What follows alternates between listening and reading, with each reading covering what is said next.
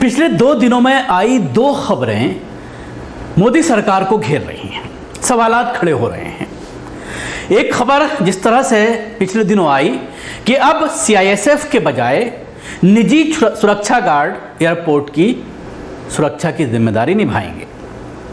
दूसरी खबर आई कल कि आरएसएस हेडक्वार्टर की सुरक्षा सीआईएसएफ के जवान करेंगे, जिसको लेकर विपक्ष ने मोदी सरकार को घेरा है। कांग्रेस के कई लीडरों ने, उसके अलावा और विपक्ष के कई पार्टियों के लीडर्स ने इस पर सवालात खड़े किए हैं और एयरपोर्ट की सुरक्षा जिस तरह से निजी हाथों में दी जा रही है, प्राइवेट सुरक्षा गार्ड्स को दिया जा रहा है, उसमें सुरक्षा को लेकर के सवालात खड़े किए हैं और प्राइवेटाइजेशन को लेकर के भी सवालात किए जा रहे हैं। जाहिर सी बात है, एक तरफ आप आरएसएस प्रमुख को तो पहले ही Z+ सिक्योरिटी मिली हुई है, लेकिन अब उसके मुख्यालय के लिए भी 70 सुरक्षा जवान, सीआईएसएफ के जवान तैनात रहेंगे। ये फैसला केंद्र सरकार के जरिए किया गया है, जिसको लेकर आलोचना हो रही है मोदी सरकार की। आरएसएस की सुरक्षा पूरी तरह सीआईएसएफ यानी केंद्रीय औद्योगिक सुरक्षा बल के हवाले कर दी गई है। आरएसएस प्रमुख मोहन भागवत को Z+ सुरक्षा पहले से ही मिली हुई है। दूसरी तरफ देश के तमाम एयरपोर्ट से सीआईएसएफ की सुरक्षा हटाकर वहां निजी कंपनियों के सुरक्षा गार्ड तैनात किए जा रहे हैं। हालांकि एयरपोर्ट की सुरक्षा ज्यादा महत्वपूर्ण है। सवाल यही खड़ा हो रहा है कि क्या आरएसएस हेडक्वार्टर की सुरक्षा ज्यादा महत्वपूर्ण है या उन एयरपोर्ट्स की सुरक्षा ज्यादा महत्वपूर्ण है जो हमेशा आतंकवादियों के निशाने पर रहती हैं। आपने देखा कि हाईजैक्स के कई मामले सामने आ चुके हैं पिछले दिनों में। हालांकि पिछले 20 साल से इस तरह की कोई घटना नहीं घटी है, लेकिन सुरक्षा के लिहाज से अगर देखा जाए तो सुरक्षा कर्मियों का, सरकारी सुरक्षा कर्मियों का, किसी बड़ी एजेंसी चाहे सीआईएसएफ की बात करें या उसके अलावा दिल्ली पुलिस के पास पहले एयरपोर्ट की, अगर दिल्ली की हम बात करते हैं या और राज्यों की अगर हम बात करते हैं तो वहाँ की लोकल पुलिस जो हुआ करती थी राज्य की, वो सुरक्षा क्या करता था। लेकिन कांग्रेस सरकार ने यह फैसला किया था कि तमाम एयरपोर्ट्स की सुरक्षा आप सीआईएसएफ के जवान करेंगे, जिसके बाद सीआईएसएफ की बाकायदा ट्रिपल जो है वो एक वो होती थी, लेयर सिक्योरिटी होती थी।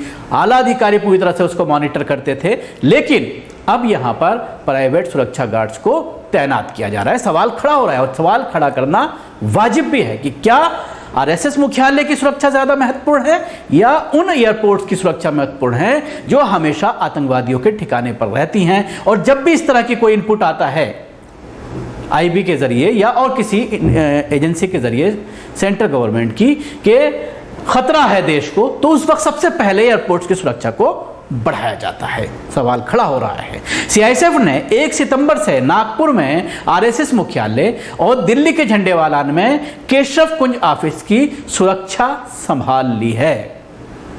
नागपुर के बाद दिल्ली के झंडेवालान में ही संघ का दूसरा सबसे महत्वपूर्ण केंद्र है। सीआईएसएफ के अधिकारियों सहित लगभग 150 जवान सोमवार शाम नागपुर और झंडेवालान पहुंचे और वहां तैनात एसआरपीएफ और लोकल पुलिस की जगह सुरक्षा संभाल ली। करीब 15 वर्षों से संघ मुख्यालय इन्हीं की सुरक्षा में लगी हुई थी।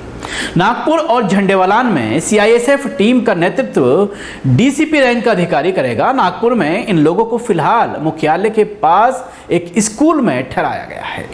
केंद्रीय गृह मंत्रालय ने हाल ही में नागपुर और झंडेवालान दफ्तरों का सुरक्षा ऑडिट किया था। उसके बाद संघ के दोनों दफ्तरों की सुरक्षा सीआईएसएफ के हवाले करने का फैसला किया गया। हालांकि सीआईएसएफ को बनाने का मकसद अलग था, लेकिन अब ज्यादातर ऐसे कामों में उनकी तैनाती हो रही है। संघ प्रमुख मोहन भागवत को खतरे की आशंका के मद्देनजर Z+ सुरक्षा पहले से ही दी जा चुकी है। जून 2006 में लश्कर-ए-तैयबा LET के 3 आतंकवादियों को पुलिस ने मार गिराया था, जब उन्होंने नागपुर में आरएसएस मुख्यालय में प्रवेश करने की कोशिश की थी। उसके बाद सरकार ने संघ मुख्यालय की सुरक्षा बढ़ा दी थी। एक तरफ संघ मुख्यालय की सुरक्षा सीआईएसएफ के हवाले कर दी गई है, तो दूसरी तरफ देश के तमाम एयरपोर्ट्स से सीआईएसएफ की जगह निजी कंपनियों के सुरक्षा गार्ड तैनात किए जा रहे हैं। कांग्रेस प्रवक्ता जयराम रमेश ने इस मुद्दे को उठाते हुए सरकार की कड़ी आलोचना की है। विमानन सुरक्षा विनायक BCAS द्वारा तैयार ब्लूप्रिंट के तहत कुल 3049 CISF विमानन सुरक्षा पदों पर समाप्त कर दिए गए हैं।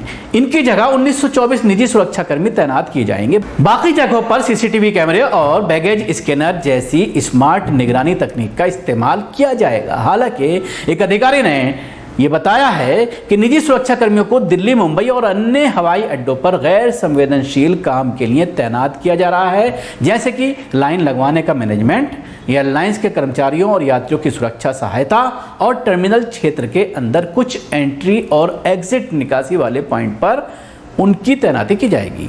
इस अधिकारी ने यह भी कहा है कि CISF एंट्री के समय यात्रियों के क्रेडेंशियल्स की जांच, यात्रियों की तलाशी, तोड़फोड़ रोधी अभियान, सेकेंडरी लैडर पॉइंट चेक और शहर और हवाई क्षेत्रों के हवाई अड्डों को आतंकवाद विरोधी कवर प्रदान करने के अपने मुख्य कार्य को जारी रखेगा। बहरहाल अधिकारियों के बयान से साफ हो गया है कि एयरपोर्ट पर निजी कंपनियों के सुरक्षा गार्ड अब ज्यादा महत्वपूर्ण भूमिका निभाएंगे।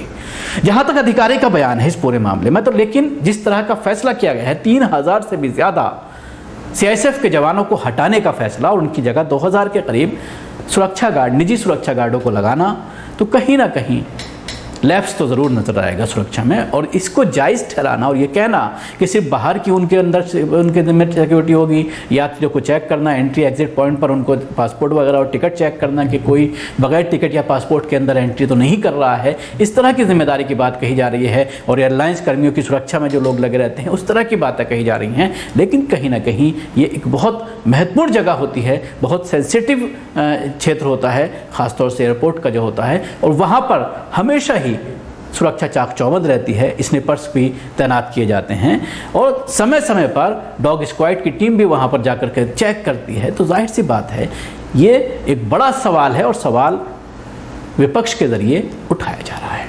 शुक्रिया, आपको हमारी कोशिश कैसी लगी ज़रूर बताएं। हमारे YouTube चैनल को सब्सक्राइब करना ना भूलें, इसके साथ ही बेल आइकन ज़रूर दबाएं। अगर आप ये वीडियो फेसबुक पर देख रहे हैं तो पेज को लाइक करें, उसके साथ ही फॉलो